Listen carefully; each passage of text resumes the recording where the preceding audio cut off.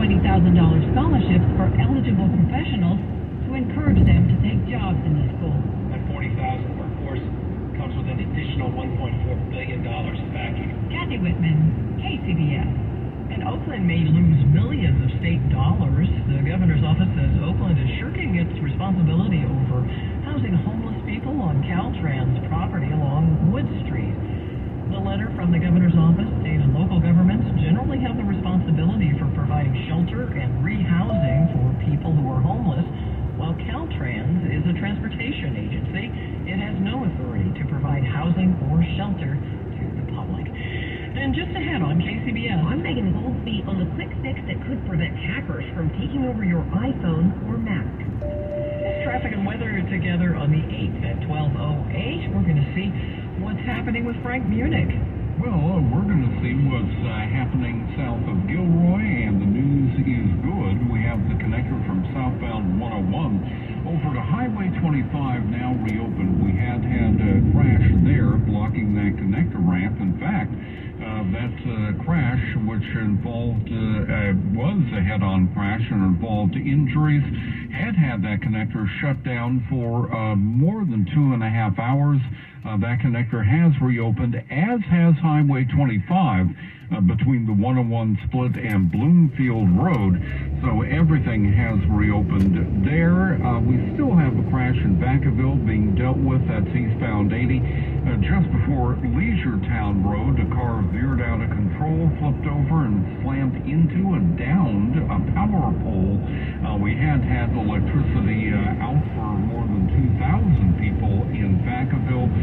That power appears to be back on, but the crash is still being dealt with, and at least the last word, the Orange Drive on-ramp to eastbound 80 in Vacaville remained shut down. Your next update at 12:18 on the traffic leader KCBS.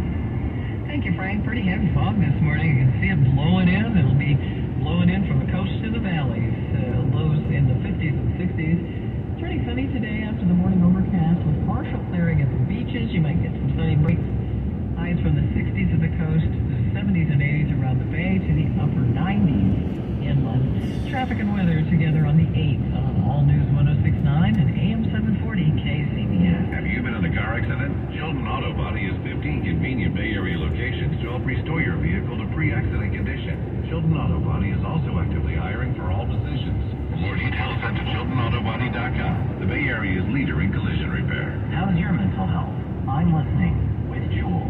One day I was in a dressing room trying to steal a dress, and I was like, I'm a statistic. I'm homeless, I'm stealing. Then I realized if I don't change something, I'm going to end up in jail or death. And I remember this quote that was attributed to Buddha that said, happiness doesn't depend on who you are or what you have, it depends on what you think. And so I decided to see if I could turn my life around one thought at a time.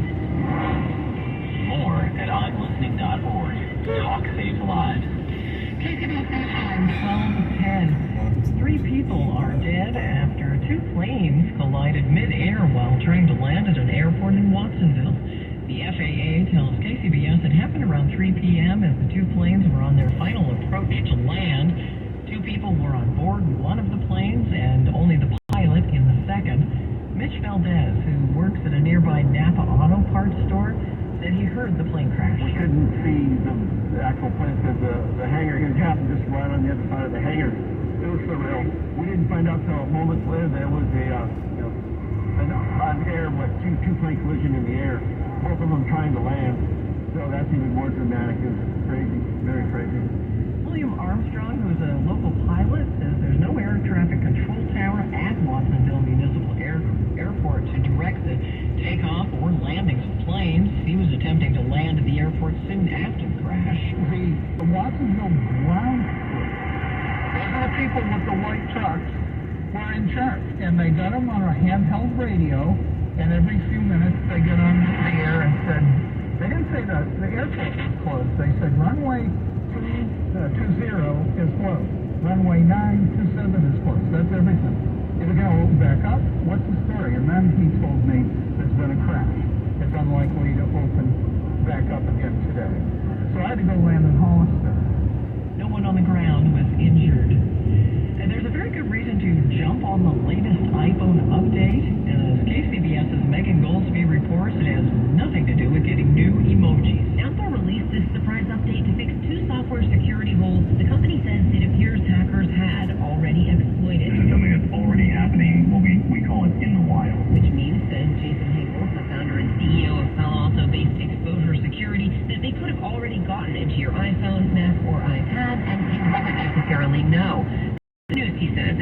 hackers were targeting large institutions, not our bank accounts. But once a hack is revealed, other thieves could try to exploit it. Definitely, if you have not updated yet, do it. Interestingly, he says there is documentation that Apple discovered these security flaws in June, but just issued the update this week.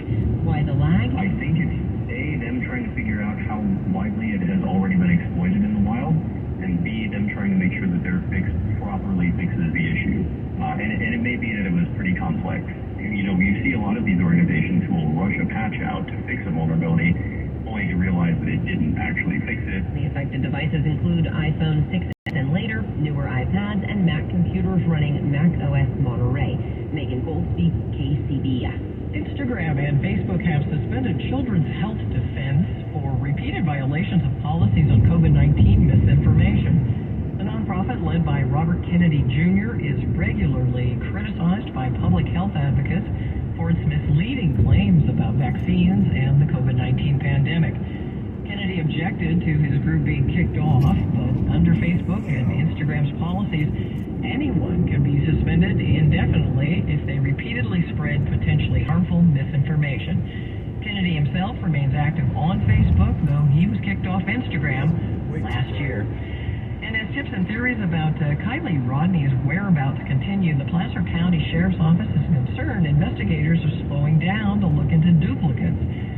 Rodney went missing on August 6th. Since then, law enforcement, friends, and family have been dedicated to finding her. Placer County Sheriff's spokesman Angela Musalam tells CBS 13 in Sacramento that while they're appreciative of all the tips they've gotten, investigators are overwhelmed. Musalam says they've gotten over 1,500 tips from day one, and detectives have realized some of the tips flooding in are duplicates.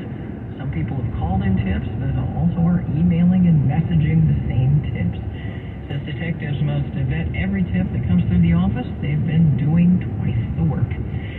KCBS News Time 12:15 coming up. I'm Melissa Colross with how some people are dealing with a particular side effect of the COVID treatment, Paxlovid.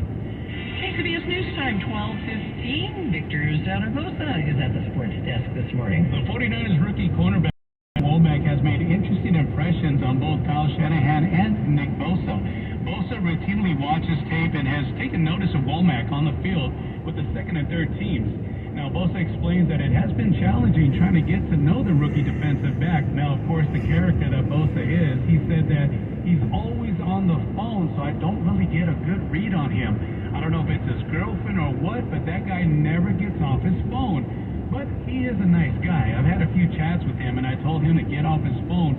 But the man can play for sure. We just need guys who can play, period. You know what? If my man can play, then hey, stay on the phone as much as you can, and he's proven that. Womack had 2 interceptions in last Friday's 28-21 preseason win over the Green Bay Packers. Now, Shanahan said, I think everyone saw Womack during the game, and he did a really good job.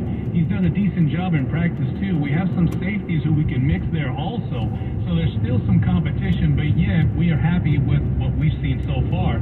Womack's chances on the job appears high at the moment, though it remains to be seen if he takes Bosa's advice about the phone. The 49ers have been enjoying practice this week with the Vikings and will play them in Minnesota Saturday at 4 p.m. From the sports desk, Victor Zaragoza, KCBS. I'm Tara Capps. When the family of Habits Law represents your family, we put a whole team of people to work on your case. We cover all the expenses. Our payment is a percentage of the money we win for you. If we were good at what we do, Habits Law could not survive. When you've been injured in a traffic accident or in any other way, call Habits Law. The first thing we're going to do is make sure you get some help immediately. We're going to make sure you have what you need. We answer questions and solve problems 24 hours a day. I will take the call. The case manager will take the call. Every person on your legal team will take your call. When you've been injured, you need help. Habits Law is here to make sure you get that help. Financial help. I'm Omar Habits, and I want to be your advocate. We have an office near you. Visit habitslaw.com. HAWBASLaw.com.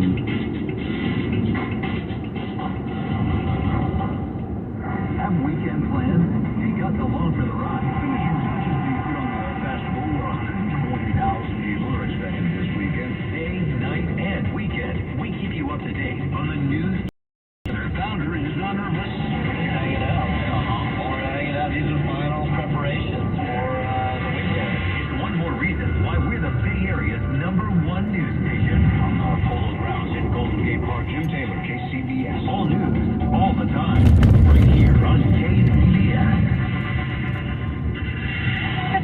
weather together on the 8th. We'll take a look at your 6-day forecast coming up after we check in with Frank Munich and look at the roadways. Well, we are still tracing this problem in Vacaville. It is eastbound 80 just before Leisure Town Road. A car veering off the roadway, flipping over and taking down the power pole that for a time cost more than 2,000 people their power in Vacaville. We still have that crash being dealt with, but we've never had an indication that a lane of 80 itself was blocked. This occurred off of the roadway. We do know that the Orange Drive on-ramp to eastbound 80 has been shut down, and at least the last word that remained shut down at this hour. Crash which had the connector from southbound 101 over to Highway 25 south of Gilroy has now been cleared. There was a head-on injury crash, and that had Highway 25 shut down between 101 and Bloomfield Road. Everything is now reopened there, and we don't yet have a heavy fog advisory in effect for the Golden Gate Bridge, but it's hard to imagine more fog being there because we're seeing some very dense fog at the Golden Gate Bridge toll plaza. Looking for our television camera, we're seeing visibilities down on the roadway, and we may very well see a drizzle along the coast and over the span by mid-morning. Your next update at 12:28 on the traffic leader KCBS. Yeah, it is definitely time to get the foghorn out. It's pretty thick. Heavy fog this morning from the coast to the valleys. Lows in the 50s and 60s. Turning sunny today after a morning overcast with partial clearing at the beaches. Highs from the 60s at the coast, 70s and 80s around the bay to the upper 90s inland. Looking ahead, it'll be sunny and cooler Sunday through Wednesday with fog at the coast, nights and mornings. Highs from the 60s to the upper 80s and low 90s. Might get a little hot Saturday inland, upper 90s for that one day inland. Right now, Oakland, you're mostly cloudy, 61. It's cloudy in Hayward, 61. San Jose, 62 and partly cloudy. Fog in Santa Rosa and 55. Concord, you're clear in 65. 58 degrees here along the Embarcadero with fog. Traffic and weather together on the 8th on All News 106.9 and AM 740 KCBS. KCBS News Time 12:21. If you are eligible for a monkeypox vaccine and haven't gotten your first dose, the way you get your shot is likely to change.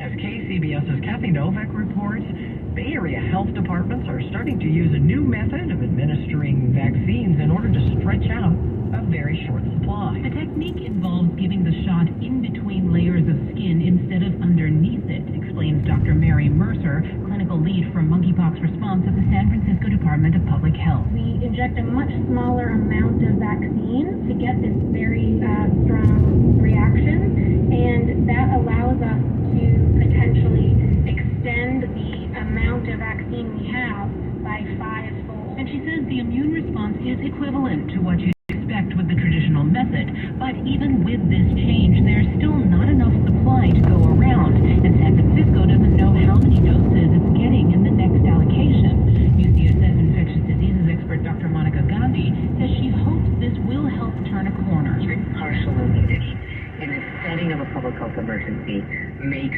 sense to have a wider swath of the population partially immune. And frankly, as the U.S. has declared, we are in a public health emergency. In San Francisco, Kathy Novak, CBS. The antiviral medication used to treat COVID-19 is leaving some people with a bad taste in their mouths, quite literally. KCBS reporter Millis Colross has more on the condition known as Paxlovid mouth. It's because one of the side effects of Paxlovid is a metallic or bitter taste that some people compare to dirty pennies or warm trash bag water, and that lasts throughout the treatment. Only a fraction of people experience this, but Yale School of Medicine infectious disease specialist Dr. Scott Roberts says it can be intense. However, eating can mask it. Whatever patients can do to help with the taste, there's really no downside to that, so I would recommend trying a lot of different foods, things that people think taste well and really saturate your taste buds. Folks that try eating cinnamon candy and pineapple, or they drink chocolate milk to coat their mouths before taking the pills.